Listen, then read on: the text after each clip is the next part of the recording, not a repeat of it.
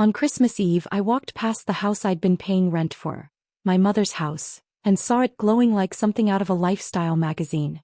Twinkling lights framed the windows, shadows danced behind the curtains, and laughter echoed faintly into the night air. My breath clouded the glass as I lingered at the edge of her property, invisible to everyone inside. There, in the dining room I once painted myself, sat my mother, my brother Evan, and his fiancée's entire family. Toasts were made, wine was poured, and I wasn't even worth a chair at the table.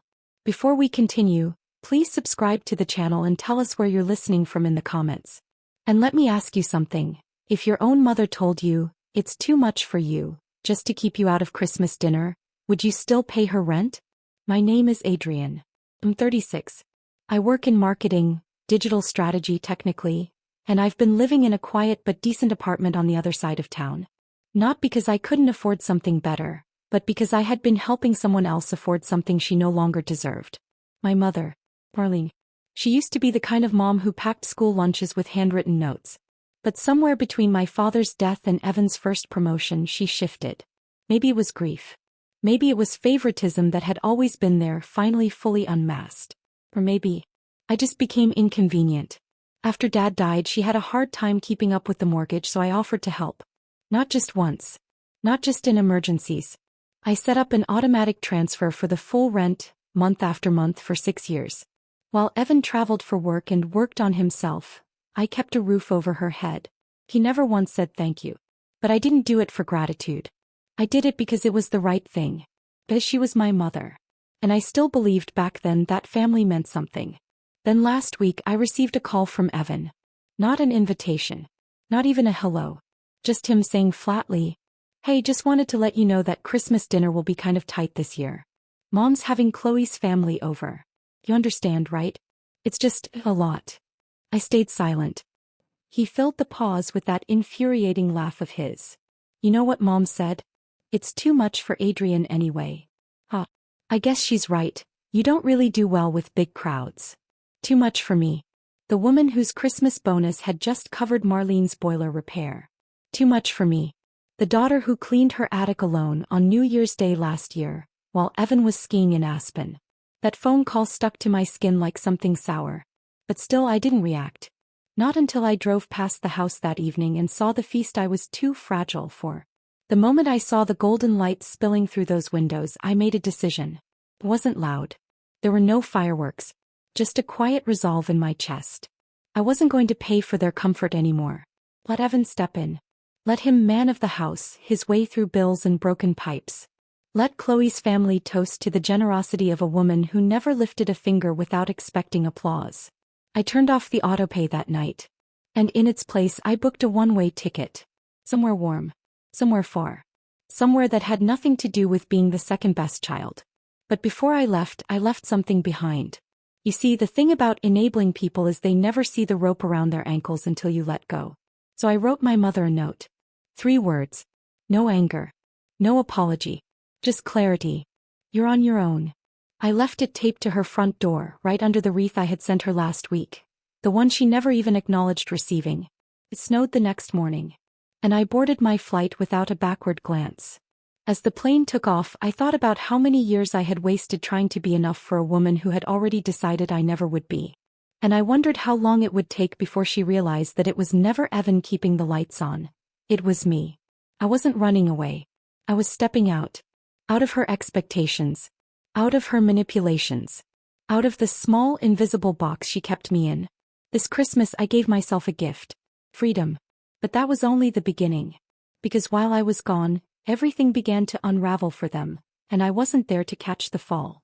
The airport in Costa Rica smelled like rain and burnt sugar. It was humid the second I stepped off the plane, a welcome contrast to the biting cold I had left behind. And yet, no matter how far I flew, memories had a way of sitting beside me like carry-on luggage. Especially the ones I never unpacked. I lay in my hotel bed that night, listening to the hum of the ceiling fan. That's when it started. The rewind. The guilt trap film reel that plays only for daughters like me. You know the kind. The kind that makes you remember not just what they did, but what you didn't say. All the silences you swallowed. All the rooms you exited quietly so someone else could shine. Evan had always been Mom's star. He didn't earn it, he just arrived that way. Even when we were kids, I could never quite compete. He got a car for his 18th birthday. I got, "You're responsible enough to take the bus." He came home drunk one Christmas break during college and crashed into our neighbor's fence. She called it a boys will be boys moment. When I got an A- in calculus, she asked if I was distracted by a boy. But the real shift came after Dad died. Suddenly Evan was the man of the house. At 23, with no job and a half-finished degree, he was celebrated for simply existing. Meanwhile, I was the one handling funeral logistics, sorting through pension documents, cooking her dinner, all while keeping my full-time job. I remember one night about 2 years after Dad's passing. Mom had just found out the insurance check wouldn't cover all the remaining mortgage payments. She sat at the table, sobbing. I moved toward her, offered to help. And she looked at me, really looked at me and said, "You shouldn't have to do this, Adrian. This should be Evan's role." But it never was. Because Evan wasn't built for responsibility. He was built for applause. So I took over. Quietly. Willingly. And I kept doing it even as she ignored my birthdays, forgot my promotion, and talked endlessly about how Chloe was exactly the kind of girl she always wanted for Evan. I was a supporting character in my own family. And yet, I never stopped writing checks. Until now. 2 days after I landed, I received a text from a number I didn't recognize. It was short. "Did you stop paying Mom's rent?" I stared at the message for a full minute before typing a reply. Yes. There was a pause. Then another message followed. "She's panicking. The landlord called her this morning." I didn't respond. I wasn't interested in playing fireman anymore. Later that day I got a call from her. I didn't answer. She left a voicemail which I listened to once before deleting. "Adrian, I don't know what you're trying to prove, but this is really childish. I have guessed. We're in the middle of the holidays. You could have warned me. You're embarrassing me." Embarrassing. That's what I was to her. Not the daughter who made sure her heat stayed on. Not the woman who skipped vacations for years just to make sure she had food in her fridge. Just embarrassing. I watched the waves crash outside my window. Then I opened my laptop and began looking at rental listings in her neighborhood. Not for her. For me. For the first time in a long while, I was making plans that didn't include saving her. I didn't know it yet. But while I was sipping coconut water on a sunlit patio, Evan and Chloe were facing the cold reality that the house their engagement party was supposed to be hosted in might soon have a "for rent" sign. Apparently, the landlord had been patient, but only just. And I had been covering more than just rent.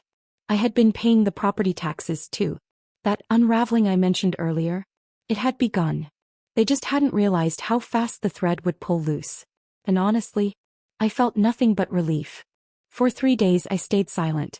I woke up with the sun, walked barefoot on the sand, and let silence settle into the cracks of my soul. I didn't answer messages. I didn't return calls. And for the first time in a long time I felt alone, but at peace. But Evan wasn't the kind of man who knew how to sit in silence. Men like him treated silence as a threat. So eventually he exploded. On the 4th day my phone rang again. This time I answered. "Adrian?" he said sharply, voice already laced with accusation. "I need to ask you something. Why did you do this? Why would you leave Mom like that? That house. It's everything to her." I said nothing. He took my pause as permission to keep going. "Look, if something was wrong we could have talked. But the rent? That was a huge thing. She trusted you."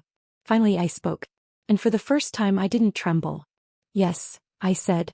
"She trusted me. But I never trusted her." There was a pause. Then, confused and irritated, he snapped. "What is that supposed to mean?" I took a breath. "It means, Evan, that she never saw me as a daughter. She saw me as a backup plan. As an ATM. As someone to clean up the messes while you got to shine. You were flying off to Cabo and Prague while I was fixing plumbing and paying property taxes." He didn't respond. So I went on. "I've been covering the rent for 6 years. The utilities. The maintenance. While you and your fiancé were picking out napkin colors, I was making sure Mom had heat. And guess what? No one even noticed." His voice dropped, softer now. "We didn't know that you were doing all that." "No," I said, my tone flat. "You didn't want to know." Then his tone shifted. From defensive to guilt-tripping. "What about her feelings, Adrian? What you did embarrassed her. She had people over. The landlord called in the middle of the holidays. You made her look bad. This was petty. There was that word. Petty. And just beneath it, revenge. I didn't flinch. Maybe it was petty. Maybe it was overdue justice. But here's a thought, Evan. How about you take over for a while? Why don't you pay the rent now? He was quiet. So I added cool and clear. This time, why don't you carry the weight? And that's when he snapped. I can't just do that. I'm getting married, Adrian. My fiancée wouldn't agree to that. She already thinks I'm doing too much for Mom. I raised an eyebrow even though he couldn't see me. I didn't bother hiding the disdain in my voice. So it's okay for me to go broke for her, but you can't risk annoying Chloe? He hesitated, then hung up. I sat on the balcony that night watching the sea blur into sky. And in that endless horizon, I saw years of silence finally ending. The next morning I received a letter from my mother. Real paper. Her handwriting. The envelope simply said, "Why now?" Inside the page was blank. Classic Marlene. Say nothing, then act like the silence is a poem. But I knew the answer to that question. I had always known. I just never dared to say it out loud. Because I was tired of being the good daughter. The invisible one. The quiet one. The responsible one who never asked for anything. Not anymore. I was done buying her peace at the cost of my own. And this time I would make sure she saw the difference. When I got off the plane I felt different. Not because of the jet lag. Not because of the time zones. But because for the first time I wasn't returning out of duty. I came back for myself. Not for her. Not for Evan. Just to see the aftermath of what happened when I finally stepped out of the frame. As my taxi pulled up to the neighborhood I saw the for sale sign 2 houses down. I smiled. How poetic. Life keeps moving whether people are ready or not. When I stepped into my apartment, it was cold and quiet. No twinkling lights. No smell of cinnamon or pine. But it was mine. Fully mine. I dropped my suitcase, made tea and checked my phone. There were more voicemails from Mom. But this time I didn't rush to listen. Instead I scrolled through local property alerts. The landlord had listed the house on a rental platform. He wasn't wasting time. And neither was Evan. Because while I was gone he'd reluctantly agreed to cover 1 month of the rent. Just one. Mom had guilted him into it. She made her voice small and helpless, the way she used to when she needed something from me. Just 1 month, Evan, she'd said. Please. Adrian left us stranded. And for a moment he said yes. He said he'd handle it. But Chloe found out. And Chloe was not impressed. You're what? She had said at dinner. We're planning a wedding and you're suddenly paying your mom's bills? It's just for 1 month, Evan replied, uncomfortable. She needs help. Chloe put down her fork slowly. I'm your future wife, Evan. If you're already bending over backward for her now, where does that leave us later? She's my mother, he said. And Adrian was doing it for 6 years, Chloe shot back. You told me that yourself. And you let her. That sentence hit him like a slap. Because it was true. Later that night Mom called Evan. And this time the voice he answered with wasn't soft or reassuring. He was resigned. Mom, he said, I can't pay this month. Not now. She was quiet. Then said, but you said. I know what I said. But I didn't realize how much Adrian had been doing. I thought it was just some rent. But the taxes? The repairs? The groceries? He said, I can't cover that. Chloe and I are already stretched. I'm sorry. The silence that followed was familiar. It was the same kind I used to get whenever I disappointed her.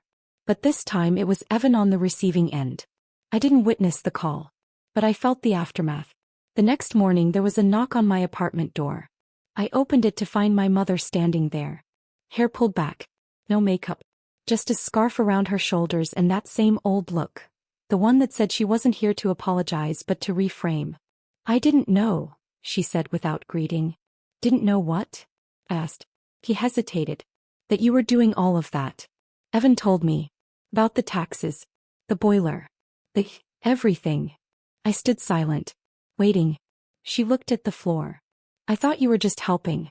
I didn't realize you were carrying it all. I took a breath. You didn't want to realize it. He flinched. But nodded. You're right. That stopped me. Not because she agreed. But because I saw something in her face I hadn't seen in years. Recognition. Maybe even regret. I didn't appreciate it, she said. I know that. I just thought you were always okay. You never asked for anything. I leaned on the doorframe. That doesn't mean I didn't need support. She looked tired. Not in the way old age makes you tired, but in the way realization drains you. What are you going to do now? I asked. I don't know, she said. The landlord wants me out by the end of the month. I thought Evan would help. But Chloe, it's complicated. I nodded. Sounds familiar. She looked at me sharply, but said nothing. I'm not offering to come back and fix things, I added. I meant what I wrote on your door. She swallowed hard. I know. And then something unexpected. I don't expect you to pay again. I hope we can talk. Maybe start over. In small steps. I didn't say yes. But I didn't say no either. I closed the door gently. And behind it I let myself breathe. Maybe this wasn't reconciliation. Maybe it was just recognition. But for now that was enough. For the first time in years I felt like I had options. I wasn't just reacting anymore. I was deciding. The morning after Mom stood at my door, I made coffee and stared at my old budgeting spreadsheet. It still had her mortgage and utilities listed under recurring family support. I deleted the whole category with one click. And it felt like exhaling after holding my breath for too long. But something about her face, her voice, stuck with me. So that afternoon I called them both. Evan and Mom. I told them to meet me at my place. No drama. Just one conversation. They didn't want to. I could hear it in their voices. But I think they both knew it was overdue. When they walked in they didn't make eye contact with each other. Evan sat on one end of the couch. Mom stayed near the window. I stood. I didn't call this meeting to restart the old routine, I said. I called it because we have to stop pretending that things are going to fix themselves.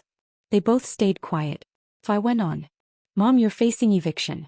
Evan, you've been dodging responsibility under the banner of engagement stress. And I've spent 6 years cleaning up messes no one thanked me for. Still no one spoke. So I took a breath and said it. But she's still our mother. That broke something. Evan looked down. Mom wiped her nose with the sleeve of her sweater. I'm willing to pay the rent again, I said. Mom gasped, but I raised a hand. Under one condition. I'll pay the base rent just like before. But everything else, groceries, taxes, repairs, you two handle it. Together. Mom opened her mouth. But Evan spoke first. Wait, groceries? Taxes? That's a lot. I turned to him. I know. I've done it alone for 6 years. He looked uncomfortable. Then nodded slowly. Hey, we'll split it. Right down the middle. Mom stared at him. You said you couldn't afford it. He glanced at her. I said I couldn't afford to carry it alone. You expected me to just take over everything the second Adrian stepped back. That's not fair. Her voice trembled. I thought you'd care enough to try. And I thought you'd care enough to recognize how much Adrian has done. I watched them. It was the first time I'd ever seen Evan raise his voice to her. He looked like a man who finally saw the cage he'd volunteered to live in. There was silence. Then I broke it. This is how it's going to work, I said. I pay rent. You split the rest. I'm done being the invisible one. Mom whispered, I never wanted you to feel invisible. You didn't have to want it, I replied. You just had to look the other way. She closed her eyes. Then said quietly, all right. Evan looked at me. I'll handle utilities and food.